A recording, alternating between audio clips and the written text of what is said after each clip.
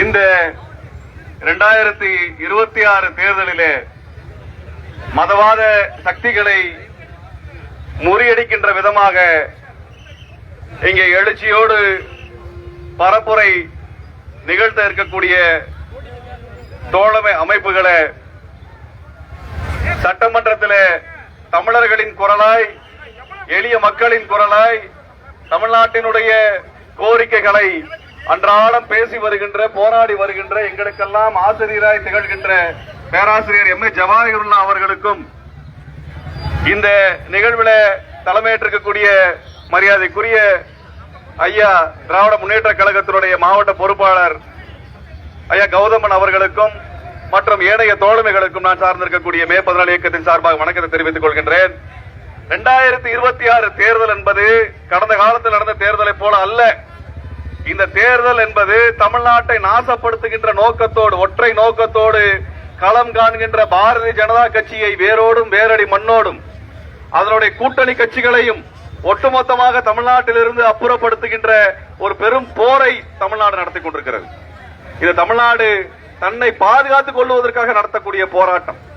இந்த போராட்டத்தில் இந்த சட்டமன்ற தேர்தலிலே இந்த பாரதிய ஜனதா கட்சி கூட்டணியை முற்றிலுமாக அப்புறப்படுத்தி தோற்கடித்து மிகச் சிறப்பு வாய்ந்த நமது போராட்ட தலைவர்களை, பேராசிரியர்களை சட்டமன்றத்திற்கு அனுப்ப வேண்டும் என்ற முழக்கத்தை முன்வைத்து பரப்புரையை மேற்கொண்டு வருகிறோம். அந்த வகையில நாகப்பட்டினம் சட்டமன்ற தொகுதிக்கு உட்பட்ட தோழர்கள், இந்த சட்டமன்ற தொகுதியில் இருக்கக்கூடிய வாக்காளர்கள் மிகப்பெரிய அளவிற்கான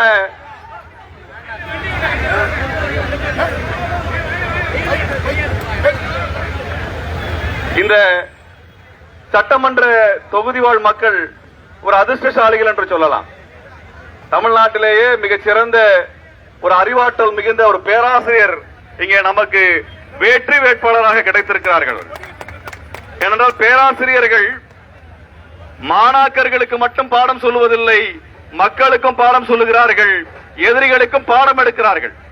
அந்த வகையிலே ஆய்வுபூர்வமாக, அறிவுபூர்வமாக தமிழ்நாட்டினுடைய தேவைகளை குறித்து அன்றாடம் பேசி வருகின்ற, எழுதி வருகின்ற பேராசிரியர் ஜவாஹிருல்லா இந்த சட்டமன்றத்தில் இந்த தொகுதியில் நிற்பது என்பது இந்த தொகுதிக்கு பெருமையாக நான் பார்க்கின்றேன்.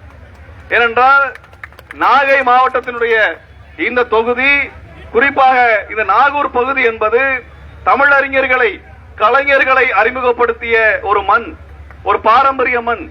இங்க மதங்களை கடந்து தமிழர்கள் ஒன்று கூடுகிற இங்க நாகூர் தர்கா இருக்கிறது.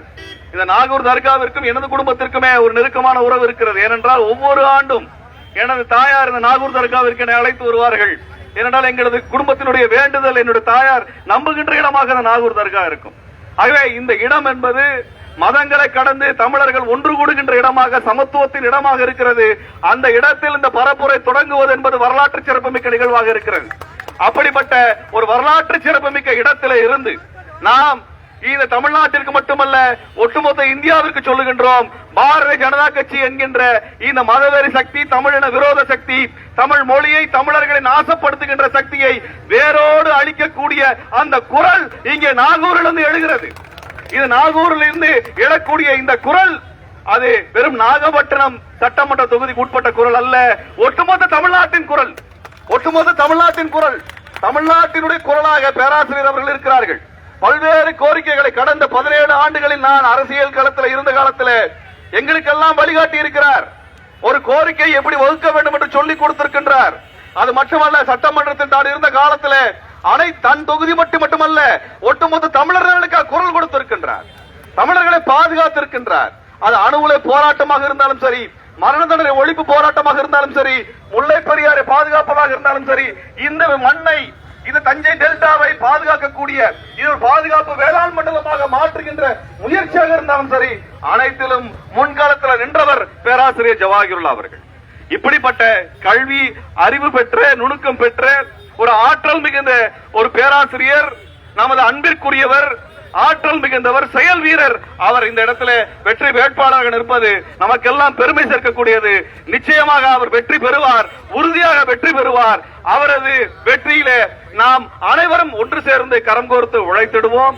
இதற்கு தேர்தல் முடிந்த பிறகு அவர் வெற்றி பெற்று சட்டமன்றத்தை செல்லுகின்ற அந்த காலகட்டத்தில் நன்றி அறிவிப்பு கூட்டத்தில் உங்களோடு நாங்களும் பங்கெடுப்போம் என்பதை சொல்லி எனது உரையை நிறைவு செய்கின்றேன். நன்றி, வணக்கம். நம்முடைய வெற்றி வேட்பாளர்